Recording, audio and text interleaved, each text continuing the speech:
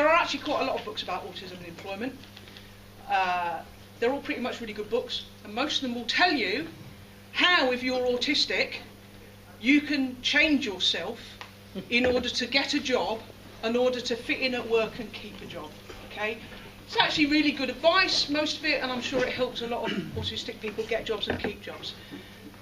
If that's the book you're looking for, this isn't that book. This is not the book that tells autistic people how to change to fit in at work. This is the book that tells workplaces how to change in order that autistic people can fit in without having to change ourselves in order to fit in. And as such, it's quite a necessary book, I think, in a society in which only 15% of autistic adults are in full-time employment.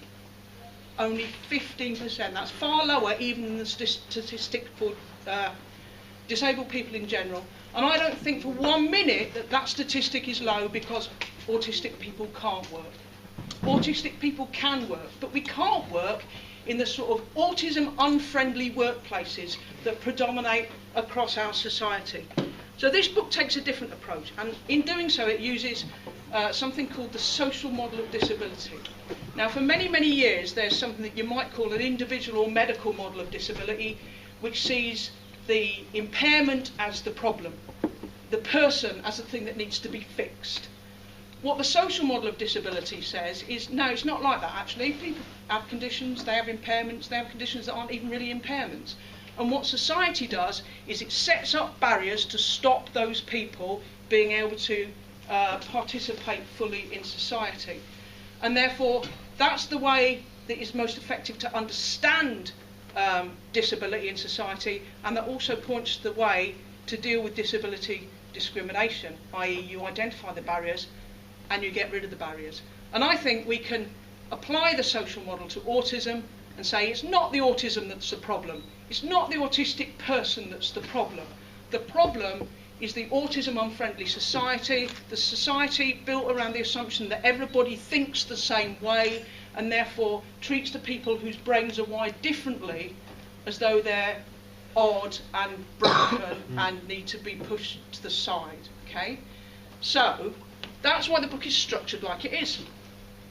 So after a bit of introductions and a poem, about which more later, there are some shocking graphics about statistics of employment, a look at some myths and realities, and then we go on to identify the barriers to autistic people in employment. And I've grouped these into, this is such an autistic stereotype, but I've got a list of 10 barriers, a list of 10 ways of improving the barriers, a list of 10 legal issues. But so the list of 10 areas in which barriers there are is getting work in the first place. You know, you go to that job interview and you're perfectly well qualified for the job, but you don't get it because you don't make eye contact with the interviewer. Or they say, how did you find your last job? And you say, I found it in the newspaper. And they think you're being cheeky.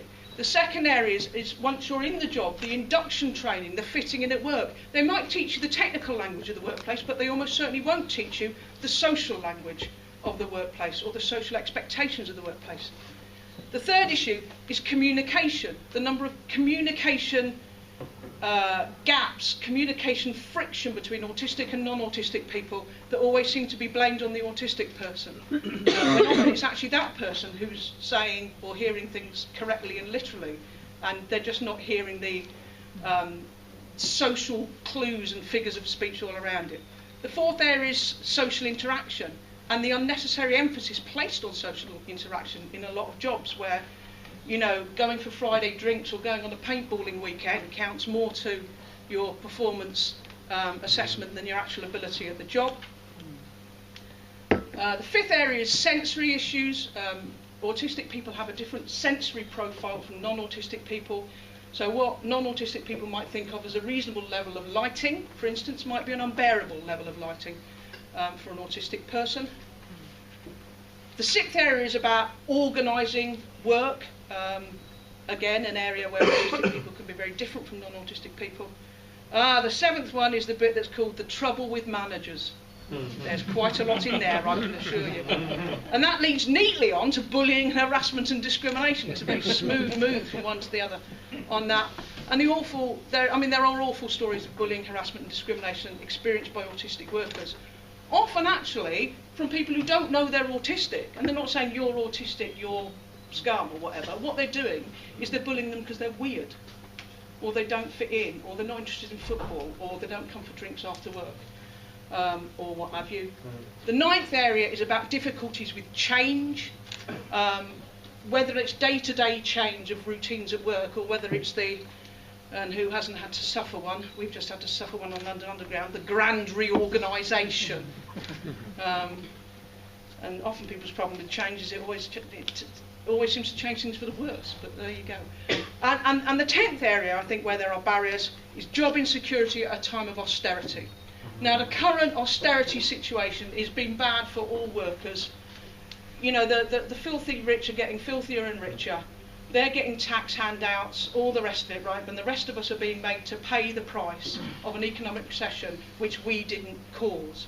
There are specific problems for autistic workers. Autistic people like to have security and predictability. 0 hours contracts are pretty awful for anyone who's on them. But if you're autistic, it's just, you imagine the nightmare of getting up each day not knowing how many hours you're going to be working that day, or what your income's going to be at the end of that week.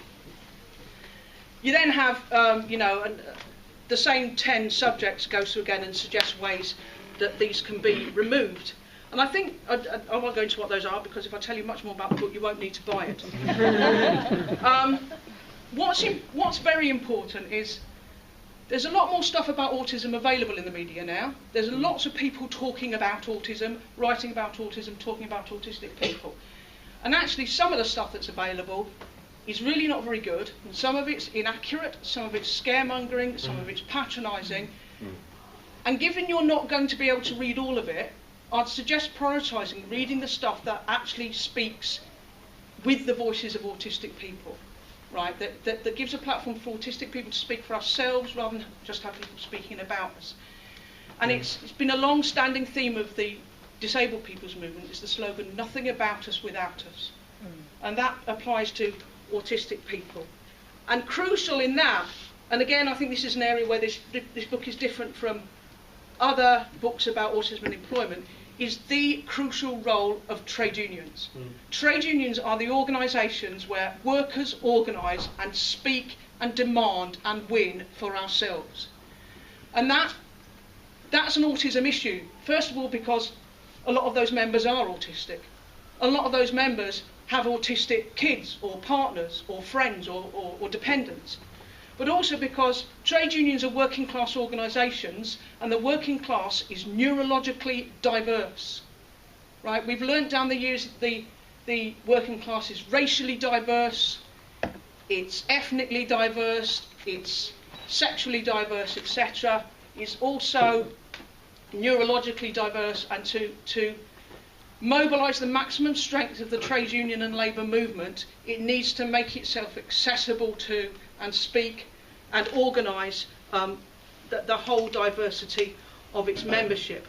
And that really is kind of, and I think John's probably going to say a bit more about this, what led to this book was when 4 years ago I myself was diagnosed as being autistic. Being a trade unionist, my immediate reaction was to, I must organise around this now.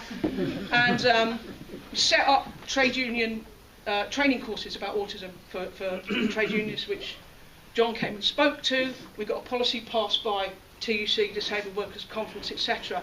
It's about taking an organising approach. It's about building strength in the workplace, taking on the employers that are excluding people and that are allowing bullying and harassment to take place. There's a lot of what you call autism awareness around now, but actually a lot of autistic people are getting frustrated with autism awareness. We want to move on from autism awareness to autism acceptance, because we don't suffer from autism. We suffer from discrimination.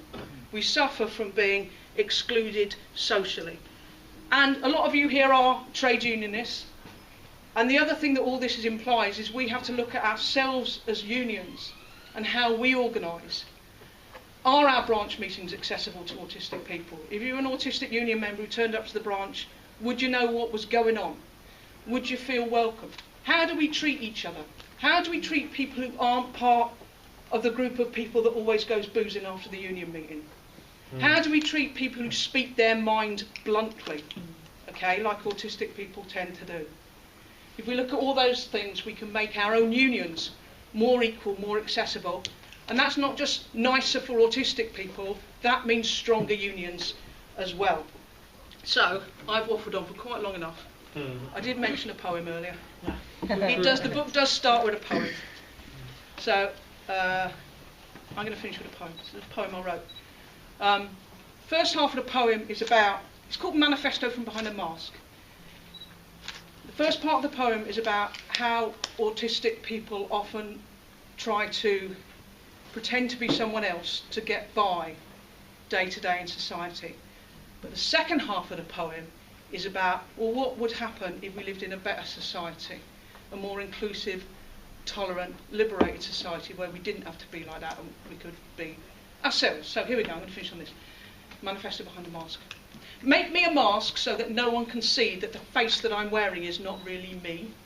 Get me a glaze to go over my eyes, to look like I'm looking while I'm melting inside. Fetch me some specs that can read between lines, fit me antennae to pick up the signs, lend me a lens that reads unwritten rules, bless me with patience to help suffer fools. Find me a babelfish trained to translate the looks and the hints and the traps and the bait. Arm me with ammo so I'm never caught in the crossfire of banter without a retort. Fit me a filter to sift out distraction. Teach me a trick to predict a reaction. Create me a coat like the back of a duck so that nothing will stick when they throw enough muck. Install me a switch that will turn off my thinking, considering, probing, deciphering, linking. At least fit a dimmer or a slow-mo or pause to turn down the volume or close all the doors. Give me that gift that they call inhibition, so I know when to hush and reserve my position. Program an app that decodes all the crap. Build me a bridge across the processing gap. Alternatively, make me a world where not every place is buzzing with noise or invading my space. Set up society so you can converse and I can obsess and neither is worse. Where statements are clear and where reasoning's sound. Where some holes are square because not all pegs are round. Where life on the spectrum is not to be feared, diversity is normal and no one is weird. Ditch the requirement for all to conform, broaden the meaning of what is the norm, change the arrangements, compete rather less, cooperate more, re-envision success. Where a living's a right, not a gift or a perk, where we're working to live, we're not living to work, where skills are acknowledged and talents are freed, from each by ability, to each by need. Design a fresh start where there's room to relax, to think, to imagine, to heal up the cracks. Agree some new rules so we all can control our workplaces, life spaces, world as a whole. A future where fear, hate and bullying stop. A system where people, not profit, come top. Surely this isn't too much that I ask, but until we achieve it, please make me that mask.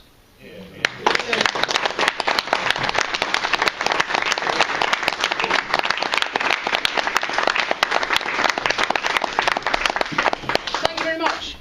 Josh, did you want to say just a few words? Shall I come up there, or? Entirely up to you. Okay, I think I'll stay here, it's probably easier. Okay, I'm Josh. If you've read this book, I'm the data entry assistant that was interviewed. I just want to say that this I think it's a really excellent book, especially as coming from an autistic trade unionist, so she's got first-hand experience of this, and also it can be more timely with the story yesterday where this woman was sent home for not wearing high heels. I mean, how ridiculous is that? So it shows that there's still a lot of work to be done. So there's still lots of discrimination going on, and also, of course, with Donald Trump and all the horrible stuff he's spreading. I just want to say that I'm actually very fortunate because I'm in full-time work and have been for a number of years now, and I think by and large my employer's been fairly understanding. I've had obviously had a few bad experiences, but see who hasn't, and I think the advice in this book's very helpful, especially like if you have problems in social situations. go, like when everyone wants to go out for a drink, and then it gets a bit too overwhelming. So yeah, I think this is a very, very useful book. Thanks very much, John.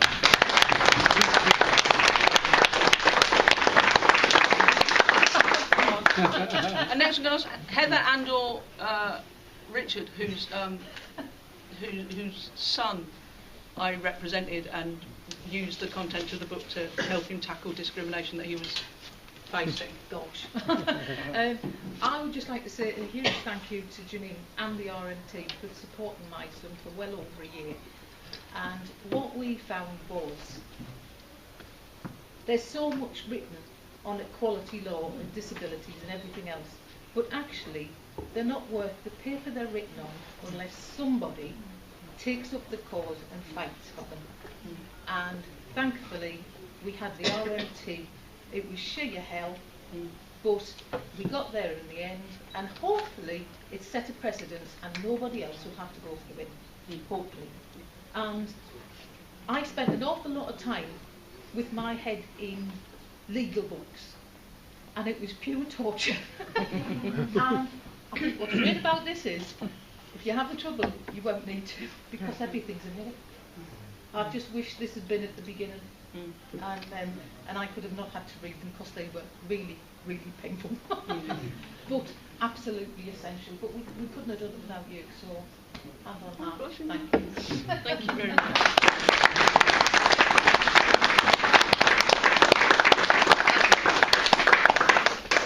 Austin. Okay. Sorry, I'll come Austin's to. also in the book. Yeah, I'll just come to the front, make it easier for everybody. Yeah, I'm Austin Harney from PCS, and I actually, interestingly enough, I'm actually on the National Disabled Members Forum, but I think this is a very important event. Now, I was actually diagnosed with what was known as quasi-autism in those days, at the age of 4. This was back about 1971, 72. I'm afraid I'm giving away my age tonight. But, yeah, society then at that time was very, very grim. People had never even heard of autism used to tar everybody to the same brush, and I'm not going to spend too much time on the detail. But I do remember back in 1991 when I first worked for the Lord Chancellor's Department. It's now called the Ministry of Justice today. Some people might call it the Ministry of Injustice. When I was working there were no reasonable adjustments in those days. It was long before the Equality Act, or the Discrimination Act was passed. And the point was that this neurological condition that I had, it was a lifelong term condition, and it was quite a different experience for me at the time in those days, and a very less understanding society. I was actually prone to dismissal because there was no reasonable adjustments. But through the trade union, the Civil Service Union, CPSA, which is now PCS, it was through them that I won my job back. I had even been out of work for 15 months, been to the job centre. People at the job centre said to me, don't even tell everybody that you're quasi-autistic because the employer might think it's disruptive behaviour, which, as we all know in this room, is far from the truth. But what happened was, through those years, and I've become very active in the PCS, and I pay my gratitude back to the trade union for getting my job back. I think that's very important. I've been very courageous, having a banter, standing on the rostrum, even going to the TUC conference, but I was far more afraid to come out in the open. I've only done that in the last 2 years. I want to thank Janine Booth, John McDonnell, who gave me the courage to do this. It's not very, very easy, and I'm never afraid to go in and represent a member in an employment tribunal and take on a barrister, to come out in the open and say that you've got Asperger's syndrome or quasi-autism in a very prejudiced society that you grew up can be very, very painful. But I say what's so important about this event tonight, and I really want to thank Janine for all the good work she's done, and for John McDonnell for supporting us. I think that we've got to move on into a new age, and we need to educate society, get rid of this prejudice, make sure that autistic people have the right to live in mainstream society, and more importantly, as we mentioned, only 15% of the full-time jobs. Well, let's end this job discrimination against autistic people once and for all.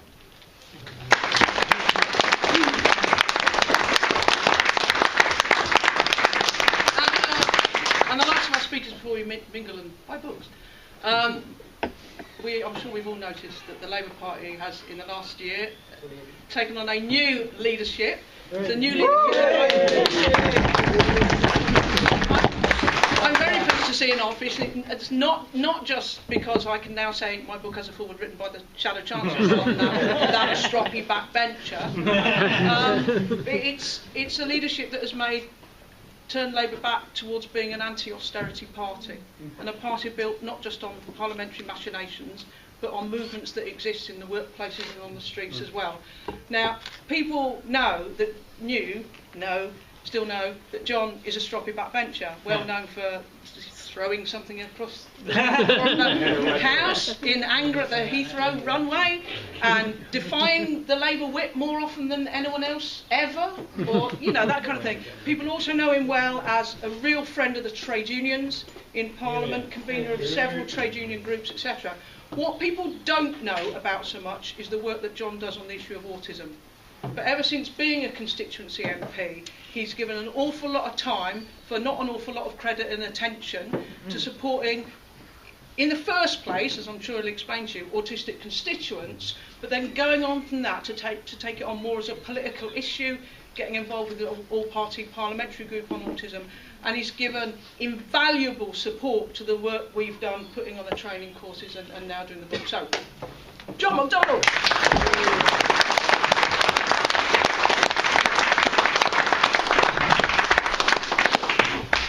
She's filming this on the basis of being able to, in some way in the future, blackmail me. Can I thank Janine? I was really proud to be asked to do the foreword for the book, and proud to be at the launch tonight. Proud because I just like to say just what the work that Janine has done is unbelievable, and I'll go through that. My introduction to this whole field was when, coincidentally, I was approached, this is in the foreword, I was approached by a local RMT representative and asked me for a meeting, and I thought it was about an industrial matter. I thought it was about a representation for the RMT, the local branch in Hayes. And he said, no, I need a private meeting with you. And what it was that his daughter had been diagnosed with Asperger's syndrome. None of us, to be frank, this is 97, so none of us, to be frank, understood what Asperger's was. It had only been recently diagnosed anyway, and a few years back before that. And he was struggling then to get support for his daughter, and she was 27. So she'd been through school, right the way into early adulthood, and no one had actually diagnosed anything, or she'd had no support whatsoever. And I knew the daughter. I knew her because I've lived in that area for 40 years now. And I knew the family, etc. And up until then, within the estate upon which they live, which is not far from the estate I live on, and also in the local community, the daughter had just been seen as a little bit strange, and that's how she'd been treated.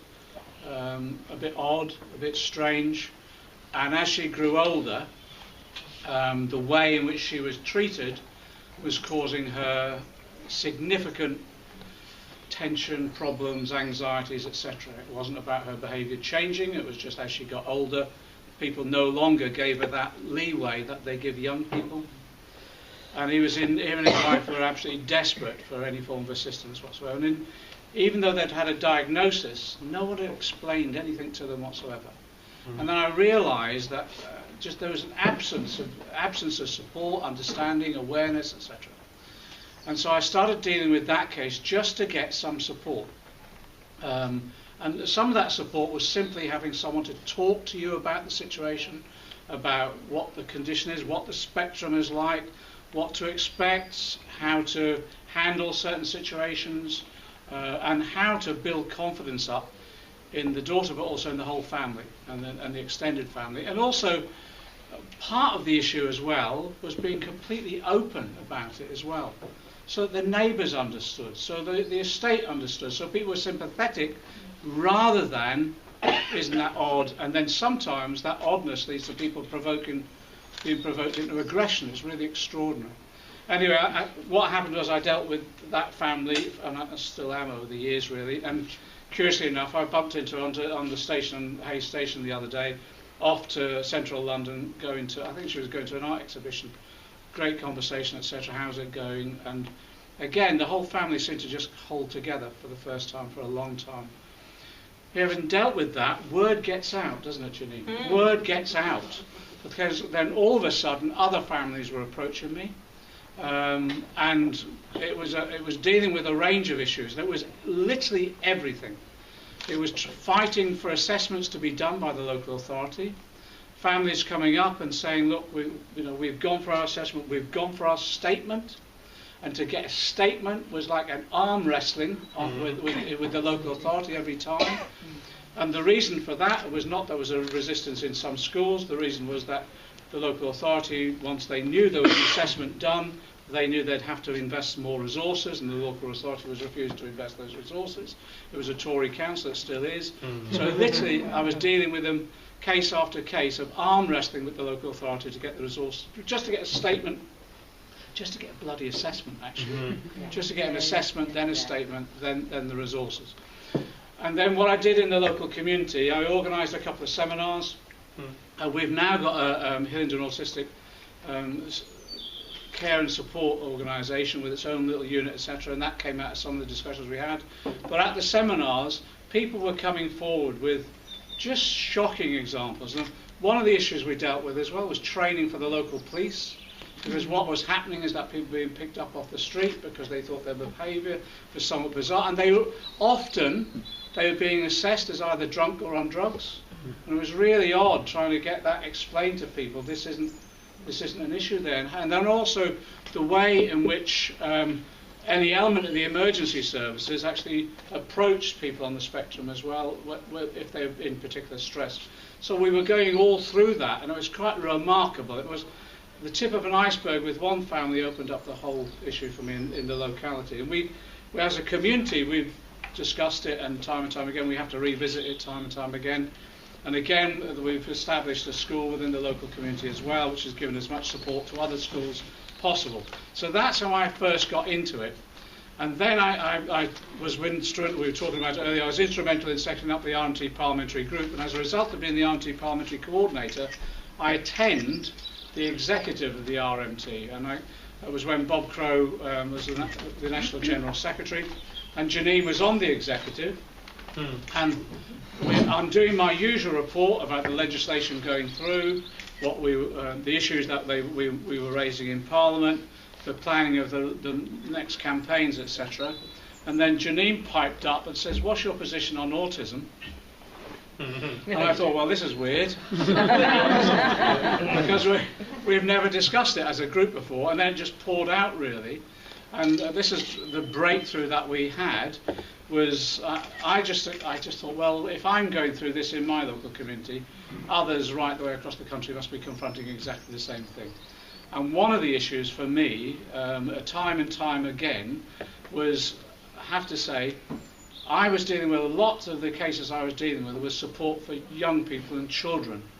But then as people grow up, as Janine has said, what then happens? The parents are extremely worried about what then happens. Can people look after themselves and survive? And one of the basic elements of survival is getting a job. And as Janine said, 15% employment rates, which is scandalous really. So that then, for me, became a critical issue. Janine raised it at the exec, and one of the issues for me, therefore, became actually, how do I try and contribute towards ensuring we create a society in which people on the spectrum, autistic people, can get work? And Janine had the idea then of organising seminars in which we invited trade unionists in to discuss, explain the issue of short autism, discuss the issues that people are confronting at work, discuss what issues that they were confronting in their families and what needed to be done. And for me it was a huge breakthrough, because it enabled me to learn a lot more, but also it learned everyone who attended to know what to do in terms of representation at work. And it was this key issue that up until now, what we've been trying to do is force autistic people on the spectrum to change, when the reality is it's the workplace that you change, and it's we that change, others that change in their attitudes as well.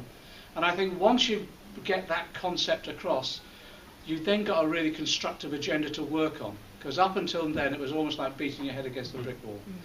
Now again, what came out of those seminars also was people coming along, Austin's a good example really, and having the courage to explain to others, well, I'm on the spectrum as well. And this is what an autistic person looks like. And this is how we behave. And this is what we can do. This is the achievements we can have, and this is the distress sometimes we suffer. And sharing that experience, actually, it was, Austin was there. People started coming out. They had the confidence to come out and say, yes, I feel I'm a bit like that as well. You know, my behaviour's like that, or there's a member of my family like that. And I think it just raised people's confidence to be able to then address the issues that they confronted. So from those seminars, we have people going away as trained trade union representatives who can represent people who are autistic, but in addition to that, can also advise their families if there's family members on the spectrum too. And I think that's a huge breakthrough. And the work that Janine has done is absolutely groundbreaking. Now, the book is important because it's the handbook that comes from that work. And people need a tool. The seminars are great. People coming along, learning that. The training schemes that Janine's doing is fantastic. But people needed something solid with them all the time. They could take back, read, and can become a manual for how you deal with those issues. And that's what the book does. And it's extremely practical and pragmatic, clear in theory, but pragmatic in terms of the actions it's recommending. So that's why it's absolutely significant. Let me just say where the influence that Janine has that's shaped where we go from here. I had an email we were talking about earlier from a woman called Monique, who said, this is what I'm going through, these are the issues I face, and this is what we need from you and Jeremy Corbyn when you go back into government. And the idea she put forward, basically, was that we've established a minister in Cabinet for mental health. We should have a minister for neurological diversity. Now, I think that's a brilliant idea, because what we need is a senior politician that's able to look at every policy we do, to assess it, to assess its appropriateness. But in addition to that, every departmental, that we have a role there to play, so that we actually then make sure that we address the whole issue of neurological diversity. And we pose it in those terms as well. Because exactly as Janine said, when we go back into government, we want to represent the whole of society fairly. And at the moment, we're focusing on LGBT, we're focusing on women, we're focusing on race, etc. But what about neurological diversity as well? And I think that's come onto the agenda. What she's also just conned me into agreeing as well is that we'll draft up an autistic manifesto, an autism manifesto. Now, what Janine is saying is Hillary Clinton did one short while back. I'm hoping Bernie Sanders will rip it off. Anyway, I think that's a brilliant idea. I think it's absolutely brilliant. If we can develop in communication and consultation and discussion, etc., we'll be able to develop a manifesto that we get signed up to as we go into the next election, and signing it up, we're then committed to its implementation, but that we have a minister that will be responsible then for holding all of us to account when we go into government for its implementation. Yesterday, I was at another book launch with Professor Peter Beresford, who's at my local university, Brunel. He's done a lot of work for us over the last few years in terms of doing the assessments of the impacts of welfare benefit cuts and other cuts on people with disabilities, disabled people. And he launched a book around the welfare state. And it's a very personal book about his experience of the welfare state from when he was born in 1945 and he's gone through it. And there's not many books you read with a tear in your eye, and it was a sociological study, but it was actually quite brilliant. But he develops theory from it, and one of the most important theories from it is that up until, I welcome the Attlee government welfare state, it's a huge advance for civilization, but it was based upon those policies, the old Fabian thing, where you have policy experts who drive the policies, develop them, publish them, convince politicians, then they implement it from above. And what Peter Beresford is saying is a statement of the obvious that we've all come to, isn't it? Actually, that's great, but they don't work in terms of ownership and possession and empowerment. So our policies in the future have got to come from empowering people who, whether you call them patients or whether you call them categories within our society or clients or whatever, it has to come from that grassroots engagement with the people who really feel and experience the policies at the end of the day. So what we want to do as we go into government next time round, take this for an example, that we have an autism manifesto that is developed by people on the spectrum themselves and their relatives and families who are going through those experiences, that we have a minister for neurological diversity to make sure that government is held to account in implementing it. And in that way, I think we can mobilise people on the spectrum as well, and their families and others, to say not only this is what we want, this is what we demand. Now, I'll just finish up on this. The disability movement in this country was revived 5 or 6 years, 6 or 7 years ago. I went to the first founding meeting of Disabled People Against the Cuts. There was about 60 of us there. And at that point in time, austerity was coming down the line, and we discussed setting up the organisation to campaign against austerity for disabled people themselves. And I was privileged to be invited along to speak at it. That organisation, linked with Black Triangle in Scotland, has been mobilising disabled people in forms of, yes, lobbying, the traditional lobbying, of course, getting publicity around issues, etc., but also recognising that actually you have to work through trade unions and also you have to work through direct action. Now, what they've done through mobilising disabled people themselves, they've taken forms of action linked with the labour and trade union movement, which I think have been incredibly impressive and effective. Now, what they've done, for example, when Atos was to have the contract for the work capability assessment that was assessing people capable of work, and thousands were dying before they even took up work, what they did is they took direct action, which I wholeheartedly supported and participated in, of occupying the Atos offices. And they did that for 9 solid months in different parts of the country. Atos gave up the contract. Now, I just demonstrated to me that forms of direct action, even in these days, despite all the laws against direct action and organisations that do it, is still effective. That contract has now been passed on to another company called Maximus. Do DPAC go away? No, they start to occupy the Maximus office. And again, it's pushed them back, not only to withdraw from the contract and transfer it on, but actually it's even forced this government, the most right-wing reactionary government we've had most probably ever, it's even forced this government now to review the WCA and introduce new scriptures and even introduce reforms that have ameliorated some elements of the WCA. But it's also pushed the Labour Party into a position, and remember it was Labour the party that introduced it in government, it's now pushing the Labour Party into a position where we're going to have to come out quite clearly to scrap the whole bloody thing once and for all. Now, that, I think, is the sort of work that we need to be doing in the coming period. I finish on this. DPAC now, working with a whole range of other organisations, have said, again, we can't take it anymore. And so at the TUC Disabled Workers Conference next week, I think we're launching the announcement that we're having a week of action in the first week of September. The timing is perfect because at the same time the Paralympics going on elsewhere. So it's time for a solid week of action where we're saying to people with disabilities, disabled people, wherever they are, and whatever condition they have, that we come together in a week of action that highlights the immense suffering that this government has inflicted on, well, thousands and hundreds of thousands of people, some of whom unfortunately never survived as a result of that. We published Callum's list and the number of people who committed suicide as a result of loss of benefits, and coroners confirming that in the coronary assessments that have gone on.